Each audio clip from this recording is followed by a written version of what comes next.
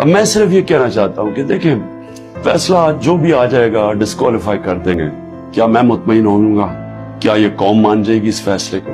سب کو پتا ہے کہ یہ 200 تقریباً کیسز ہیں، مقصد صرف ایک ہے کسی طرح عمران خان کو راستے سے ہٹایا جائے، کسی طرح تحریک انصاف کو ختم کیا جائے۔ کیا ان کو یہ پتہ نہیں ہے کہ پارٹی تب ختم ہوتی ہے جب اس کا ووٹ بینک ختم ہوتا ہے؟ ذرا بازاروں میں نکل کے دیکھیں، دیہاتوں میں چلے جائیں، پوچھے تو صحیح لوگوں سے کہ وہ ووٹ کس کے لیے ڈالیں گے۔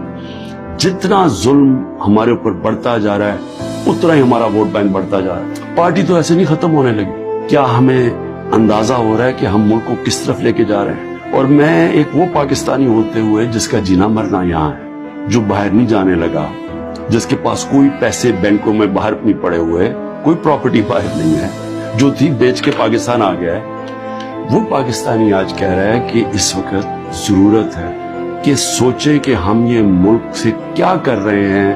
ایک جماعت اور ایک لیڈر کو باہر کرتے کتنا نقصان کر رہے ہیں اپنے ملک کو۔